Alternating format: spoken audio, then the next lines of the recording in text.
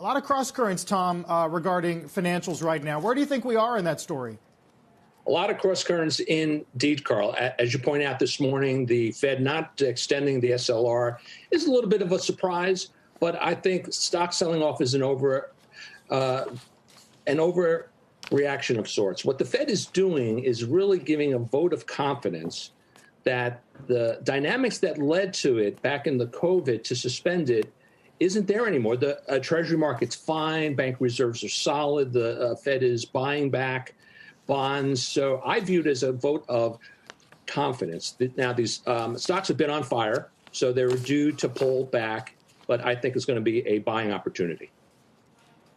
And, obviously the street is conditioned to string everything out to the nth degree. What's the danger in taking a headline like the one we got today that Tom references and expanding it to a belief that the Fed's going to move in ways they said they would not earlier in the week? Well, look, I think there's always danger in predicting too far out. I think the Fed's going to move as the data tells them to move.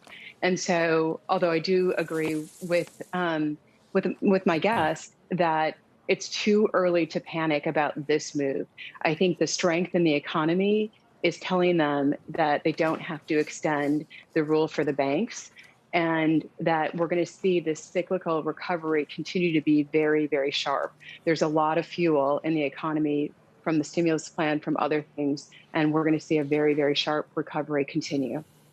Tom, I'm curious, how much more room is there to run for some of these reopening recovery trades? Because we've seen some pretty dramatic jumps just recently. And especially when I look at something like industrials, I just wonder how much further it could go. Yeah, several good points there in that question, Morgan. So the rotation into these reopening plays is real. We think it's sustainable. What we're seeing is the best case outcomes as it relates to COVID spread and the vaccines. We have fiscal and monetary policy that's full throttle, pedal to the metal, coming at a time when confidence from consumers and corporations is going up. So the stage is set for a multi-year expansion. That's great for the earnings for cyclical stocks, mid-small cap stocks. Yes, they've been on a tear because there's a lot of day traders out there that force stocks up quicker and faster. But we think taking a longer-term view, this rotation is very real, and we'd be buying it on the pullbacks. And I'll put the same question to you, especially when you look at something like the energy sector. We've seen some pretty dramatic moves there as well. It's outperformed since the start of the year. I realize that there's supply constraints and everything else afoot.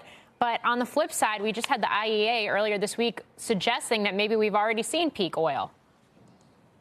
Yeah, I think there's two things that you need to look at across the board with the markets, but especially with energy. It's cyclicality, and then it's also secular challenges or secular headwinds or tailwinds.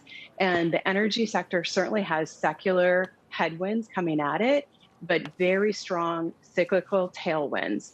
And the demand is very, very strong for energy. There's been a pullback of drilling. And so the demand is there, and yet supply is short. And so there's a strong trade in energy. We've seen that trade happen, but the long-term investment case for energy is not quite as strong as it had been in the past. I see it as a trade more than a long-term investment.